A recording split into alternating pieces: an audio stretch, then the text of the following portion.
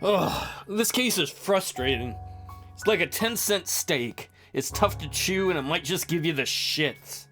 Now, I ain't the smartest of men, but I make up for that with dogged persistence, and I'll chew up every suspect on this ship if need be, to find the murderer of Mr. Bolitho Blane. Alright, Gumshoes, what do we got here? Detective Officer Kettering's fourth report. So the first paragraph basically just goes over acknowledging the papers we got last time from our boss and all we learned from it. Last night, goes on the detective, I decided that it would be a good thing to have a talk with Nicholas Stoddart, Bolitho Blane's secretary, in order to find out from him as many particulars as possible about Blane's life and affairs. I therefore suggested that he should join me for dinner, as all my meals are served separately in a small writing room in which I am conducting my examinations. Remember, for multiple days now, all these suspects have not been able to leave the ship because Officer Kettering won't let them. Kettering's taking a big risk that the murderer doesn't murder someone else in that time frame. So I would guess since the murderer hasn't, they're either watching their own ass or they don't have anyone else they want to kill. Stoddart agreed readily, but the meal did not prove a particularly happy one, as Stoddart has a small abscess and, on account of this, is suffering somewhat with his false teeth, which give him pain when eating solids. He's not that old. And man, having an abscess in your mouth hurts so bad. He is also very distressed by his employer's death, which leaves him without a situation, and I gather very little money. He talked quite freely, however, and the following is such information as I gleaned from this interview. Particulars gathered from a talk with Blane's secretary, Nicholas Stoddart. Blane was a generous but difficult employer, apparently, according to Stoddart. The work which he demanded of his secretary was light, but, on the other hand, he liked to have him at his beck and call the whole time, and part of the understanding on Stoddart's engagement was that, except in very special circumstances, he would not be allowed any free time off duty, so he was like a slave? This suited Stoddart. Why? Because he's the little bitch? He's the sub, as he is quite alone in the world and has no relatives or friends whom he wished to visit. His history is as follows.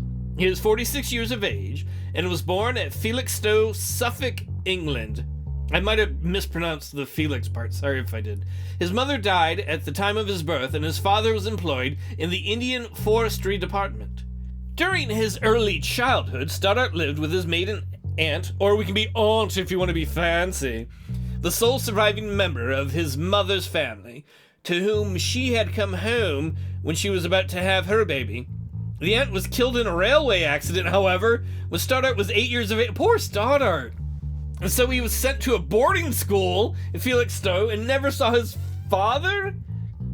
Except during 4 periods of leave at intervals of several years, until he... Was there a secret garden somewhere that he tried to get into? Until he was 16, when he left school and went to live with his father in India. Were the forests of India really so dangerous that the father was like, no, I know you're 8 years old, but you have to wait till you're 16 to come here. Pick up your kid. For the next few years, he studied accountancy and, having served an apprenticeship with Messrs. Wayne, Robbins & Co. of Calcutta, he succeeded in obtaining a position with the Renaga Rubber Company. His duties with this company entailed visits to numerous rubber plantations owned by the company, where he spent anything from a week to a fortnight inspecting the accounts on the spot twice yearly, and moved on to another station. His friends, therefore, consisted solely of planters that he visited twice yearly, since he was never able to settle down for any lengthy period in one place and create a permanent circle of friends. So why did he give up that life of... If he's got accountant skills, why did he become a personal secretary? He enlisted in 1914, but was not sent home, being drafted as one of the reserves to the Indian Frontier Force, and thus spent the whole of his war service in northern India. Isn't that a blessing, probably? It's better than being in the Marne. His father died in 1917. That's not a blessing, and Stoddart was disappointed to find that his father left practically nothing. He had always assumed that, as his father could spend very little in his isolated forest station, he must be saving a good portion of his salary. But on Stoddart Sr.'s death, it was found that he was an inveterate gambler and had invested all of his savings in various companies which held out prospects of enormous dividends from gold, oil, etc., but proved to be worthless concerns. We've got a lot of gambling and gamblers going on. His father's death did not improve Stoddart's position, therefore, and he was not able to save very much out of his moderate salary. He received promotion in his firm from time to time, but never rose higher in it than deputy accountant at a salary of £600 a year. Then he suffered a big setback because his firm went under in 1931, owing to the World Depression, so he found himself out of a job at the age of 41. It's interesting how many lives have been wrecked or touched by the Depression here. He remained in India for a further 2 years, partially living on his savings, and partially by temporary work, which he managed to obtain with 1 or 2 firms in rush periods.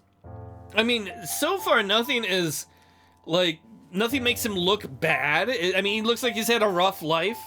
Early in 1934, he decided that the prospects of earning his living in India were becoming more and more hazardous, and so he decided to return to his mother country. There, however, he did not meet with any better fortune, as there were few openings for men of his age and scope. He's in his mid-40s! I'm older than he is! Oh god, I'm past my prime! They're gonna you gotta take me onto a field and put me down! I can still add numbers! I can code! I can edit! No, don't! Poor man.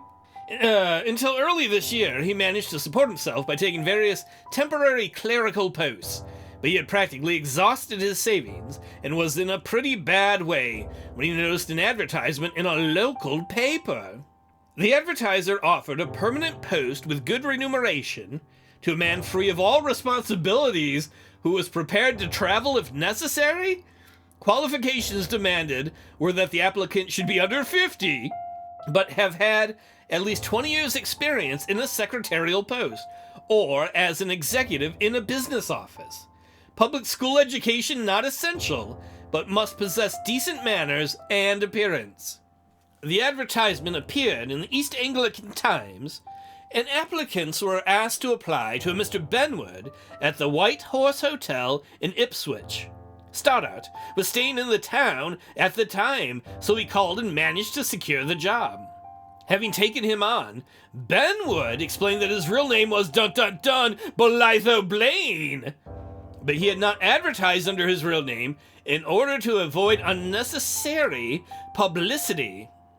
He took Stoddart off the next day to his home at Cobham in Surrey. For the next fortnight, Stoddart acted as Blane's secretary, but his duties were very light as Blane did nearly all his business over the wire and never went to London. Blane was ahead of the time, right? Like working from your home in the internet era? Blane invented that shit. Stoddart, in fact, was never even called on to visit the London offices of Blane's companies. That's why his companies are failing. Nor did he meet any of Blane's executives, as, during this period, none of them came down to see him. In the latter part of February, Blane informed Stoddart that they would shortly be leaving for the United States and explained the reason for his decision to make the trip. By that time, Stoddart, of course, had acquired a certain knowledge of Blane's situation and his financial position, so he was competent to undertake the secretarial work which Blane gave him on the voyage over. Once again, you gotta remember, coming into this, Blane is worried his company is gonna go broke because the soap war, the cost-cutting war with Rock Savage's company, is crushing his company. It's actually crushing both companies. Stoddart says himself that it seemed queer Blane should take on a complete stranger for this job of secretary with very little knowledge about him, but he thinks that Blane already had the American trip in mind when he engaged him and was anxious to have somebody with him who was capable of doing the odd jobs in connection with his journey and at the same time, competent to take accurate notes of his conference with Rock Savage, yet someone completely outside his business, so that there could not possibly be any leakage. I hate when I have leakage, you know what I mean? Keeping it classy. Any leakage. Sorry. Any leakage of information about what occurred at the conference to any of his other employees in his London office. Man, Bolitho Blane is a mystery. We know he has some connection with the Bishop of Bude from the war. Might be related to the scandal that the bishop was involved in, maybe not. I guess it's time. We learned so much in the last episode about people hiding things, people not sharing things. Let's just go take some of it head on. Let's go talk to the Count, who's not a Count.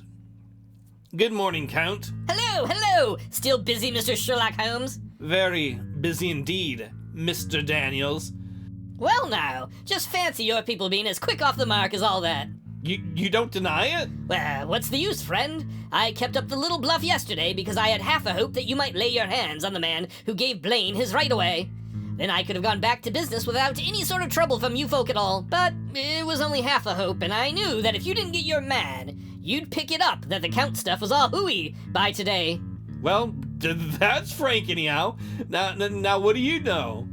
I don't know nothing. I swear by God Almighty. Cut it, Slick. Cut it. You're in a spot. You know that, don't you? Oh, so that's the line, is it? Trying to frame me, are you? Not a bit. I want your help, that's all. Oh, yeah? That's what all you guys say, and once I start to shoot my mouth, I'll say something I didn't mean. Then you'll be on me, and I'll be for the hot squat. What in the world does that mean? I'll be in for the hot squat. Before I know what's happened. No, sir, I'm not talking. Now look here, Slick. I'm not trying to frame you, honest. But you're in a jam, boy. In a jam. You're like in a jar with glass and tasty preserves. You're an old-timer mixing in with this swell crowd. Am I doing the lingo right? Why? Well, you didn't come here for sunbathing and big game fishing. You didn't come here to invest $1 million in soap. What's more, you've got a gun down in your cabin. There you are. What did I say? Just because I'm known to the bulls, you're jumping to it that I bumped off Blane. What's a gun anyway? Your bunch never have known me to use one, have they? That's very specific. Did he write his own report? Is that why his report was so, he dresses great but never flashy? No, Posadini or Slick, that's the whole point. Murder is not your racket. You've only been done for fraud, Slick. So you've got nothing to be frightened of if you'll come clean. But if you don't, Slick, you're in a spot. You're in a spot, my boy. Ooh, you've said a mouthful. If you can't get the right guy, you'll get the wrong. Rather than fall down on your job and having me on board makes it easy money. Ooh. You know how things pan out, Slick. I almost feel bad threatening him like that. But I'll do it again. You know how things pan out, Slick. It's a bad break. But that's just how it might be. Will you play ball with me if I play ball with you? Sure I will, Slick. I'll play with all your balls. I know you didn't do it. You're a con man in a shop. This isn't your racket.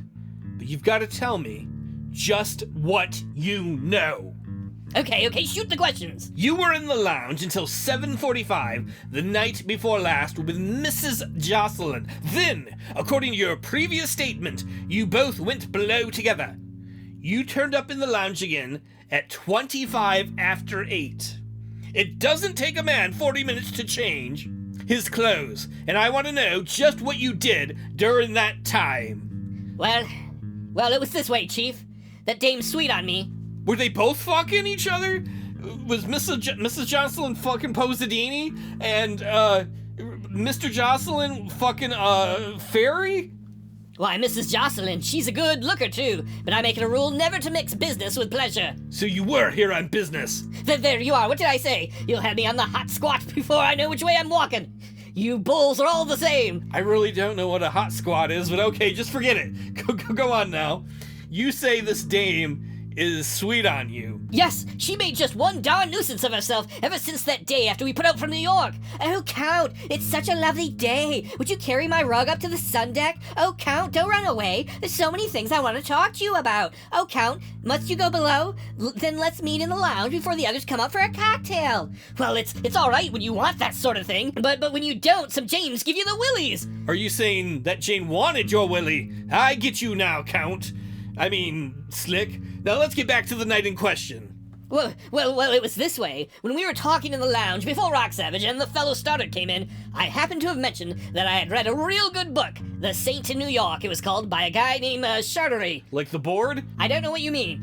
When we came down the companionway, she said to me, "Oh, Count, I wonder if you'd lend me that lovely book you just finished." And she takes my arm and accompanies me along to the cabin. I handed her the book immediately. We got inside, but she wasn't going. Oh no, sir, believe you me. She wanted something more exciting than The Saint in New York. Down she sat on the edge of my bed and engaged me in conversation. Only conversation? Sure, haven't I been telling you? She sat there nearly an hour. And even then, I had my work cut out to get rid of her. Then I had to scram after she left, or I wouldn't have been changed in time for dinner. That's all there is to it. Wait, so your fear isn't sex, your fear is a woman talking your ear off? Maybe you had a concern, right? That's fine, but now I want to know why Reginald Jocelyn asked you to join this party in the first place. He fancies himself at poker, so he asked me along, in the hope we'd be able to make a little school and brighten up the trip. Did he know that you're a sharp? Well, no, I wouldn't say that, but he's no fool, that boy. Although I certainly took a wad off him when we crossed together on the Normandy. He can see as far as most people, and although there's no reason to complain, I wouldn't be surprised if he thinks my castle in Italy to be all moonshine. Listen, Slick. He wouldn't have asked you to come along if he felt that way about you, and it's pretty obvious from what you say that he did. There must have been some other reason, and I want it. Well, if there was, I'm not talking about it. Don't you think it'd be better to do the talking quietly here with me than to some heartless cop you'll have to spill the beans to if I send you ashore? You wouldn't do that to me, Chief. I would, and you know it. You're due for a first-class grilling, Slick, unless you come clean with me. If only you'll believe me, that's all I ask. I'll believe you all right. Now let's have it. Well, Jocelyn and I got friendly on the Normandy, and one night I'd asked him if he ever did a job of work, or just drifted around being the grand playboy all the time. He told me he was in Lady Welter's outfit, and from then on we got to talking stocks and shares. He let it out that most of his ma-in-law's money was tied up in the Rock Savage companies, and they hadn't been doing too well lately, because Bolitho Blane and his crowd had been hitting them into the right and left. At the mention of Bolitho Blane, I just saw red. I've never seen the man, honest Chief, I never have, but he did me dirty once, and I'll never forget it. He came on board the old Mauretania to see somebody off at Liverpool, and he noticed me among the passengers. He recognized me from a snapshot that had been taken on the previous trip when I got intimate with a friend of his, and, well, you know my line of business, Chief. I had skinned that friend of his good and grand. He tipped off his purser. The purser told me afterwards that he had. They watched me specially during that trip, and they caught me out. That was the first time, and the judge sent me down for 18 months in Sing Sing. Suddenly, Slick, Count Posadini, has a motive to kill Blane. Revenge! Blane got him sent to prison. Now, I ask you, wasn't that just a devilish trick to play? It wasn't as though I had taken a wad off of Blane himself, but he must go and point me out to the purser as a suspect? And that put me behind bars. I'd always sworn that I'd get even with him one day. So that's how the land lies, is it? No, Chief, you got me all wrong. Didn't I say that once a guy starts talking, he lets himself in? I didn't murder Blane, I give you my word I didn't. I'm not suggesting that you did. But now, you've got so far, you'd better give me the rest of the story. All right. When I went off the deep end about Blane, this chap Jocelyn became mighty interested, and he said to me, "Now, if you'd really like a chance to settle your account with Blane, I can give it to you. A little party is being arranged in about a fortnight's time in Mr. Rock Savage's yacht for deep-sea fishing, sunbathing, and that sort of thing. Blane is going to be one of the guests. Would you care to come along?" Well, I thought that over. I didn't give Blane his. I swear I didn't. That was the last thing in my mind, but it seemed a grand opportunity to get in with a swell crowd like this. How's the luck been running? I haven't touched a card since I came on board. There's been little mild bridge evenings, that's all. What do you take me for anyway? Think I'd go and spill the beans by soaking this crowd for a few grand first evening we were out of port? No, sir. That's not the kind of man I am. There might have been just one little card party one night before we got back to port, where maybe I'd been the lucky one, but not so lucky that any of these people would ever have supposed there was anything phony about me. I valued this connection higher than that. If If I played my hand right on this trip, it was a sure bet they'd be asking me to parties when we got back to New York. That's what I was after, and I wasn't going to spoil it by any funny stuff on the trip. Has Jocelyn said anything to you since you came on board about the chance he had given you to settle accounts with Blane? No, not a thing. I just took him at his word and came along, and, if you want the truth, by the time we were one day out, I'd just forgotten every word about that conversation in the Normandy. I was so interested in making these new hookups with the society crowd that I'd even forgotten Blane was coming on board until his secretary introduced himself to Rock Savage 2 evenings ago just after we sailed from Miami. Huh. Do you believe that Jocelyn asked you on board principally because he knew that you had a grudge against Blane? That's the God's truth, Chief. God's truth. And, if you ask me, something fresh must have happened to make Jocelyn so mad with Blane that he sailed in and did the job himself before waiting to see if I'd act as his cat's paw. Alright, Slick. That'll do now. I'll be seeing you. Oh wait, are we the prisoner now? Be seeing you. Oh shit, man. Posadini Slick he's a card and a card shark. Despite his protests, he certainly does have a motive to kill Blane, wanting revenge for being sent to prison. I don't think he's really number one on the suspect list, but there's not really a reason to take him off the list yet. Well, I reckon then we probably ought to go talk to Pamela Jocelyn to see if she will back up the story Count Posadini just told us about her spending most of that time in his cabin. That seems different than the story she originally told us, though. Let's find out what she has to say about all this. Good morning, Mrs. Jocelyn. Good morning. Sit down, won't you? There are just a few more things I want to ask you about the night before last. Thanks, but I've already told you all I know. All, Mrs. Jocelyn? I wish I could be quite certain about that. But aren't you? Why ever not? I don't know anything about Mr. Blane's death at all. Maybe you don't, but I just want you to think very, very carefully. Forget anything which you may have said to me yesterday. Put it right out of your head, and I promise I won't hold it against you. I want you to tell me exactly where you were in this yacht between the time of your leaving the lounge with Count Posadini and returning to it changed for dinner on the night before last. But I've already told you. I came below with the Count, left him at his cabin door, and went straight along to my own cabin to change. My husband can prove that because he was there, lying in his bath when I came in. Ever read a book called The Saint in New York by Leslie Charteris, Mrs. Jocelyn? Yes, I am reading it at the moment. But I suppose you saw it in my cabin when you searched the whole ship yesterday. That's right. Where did you get that book? Count Posadini lent it to me. When? Well, as a matter of fact, it was the evening that we're talking about. He gave it to me just after we came below, and I took it to my cabin when I went to change. That's better. Now we're getting somewhere. How long did you stay in the Count's cabin? I was never in it. He went in and got the book and handed it out to me through the door. Now, Mrs. Jocelyn, this won't do. I have no desire to pry into your private life, and if you've been having an affair with the Count, that's nobody's business. Anything you say is just confidential between you and me. But you've got to tell me the truth, because somebody on this ship has committed murder. And somebody is going to the electric chair on that account. You'd feel pretty bad if that somebody was the wrong person, just because you failed to own up to it, that you were talking to them while the murder was being committed, and you were the only alibi they had, wouldn't you? Please don't let's be melodramatic, Inspector. I'm sure it won't come to that, and as I've already told you, my husband can prove I was in my cabin at 7:45. He asked me the time as I came into the bathroom, and I looked at my watch. I'm sorry, but I don't believe you, Mrs. Jocelyn. It's natural enough that you and your husband should have got together directly it was discovered that there had been a murder done on board. You fixed that time between you to coincide with the time you left the lounge, but at the time you say you found your husband in the bath, you weren't in your own suite at all. Well, if you choose to think I'm a liar, but I don't admit that I am for one moment.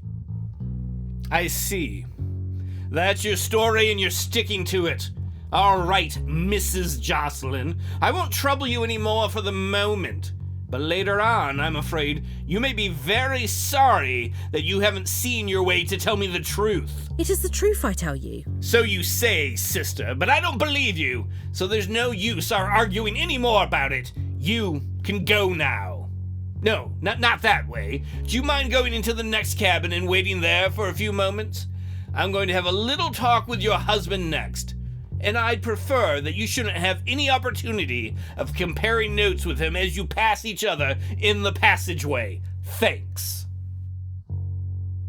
I'm really tired of liars and the lying lies they tell me. I guess we need to talk to Pamela's husband, Reginald, next to see if he confirms her story or not. Unfortunately, we're running a little long, so we'll do that in the next episode. For sure, though, Pamela's story and Count Posadini's stories don't match up. I'm leaning a little bit more towards Posadini telling the truth about Pamela coming into his cabin, but I don't know for sure.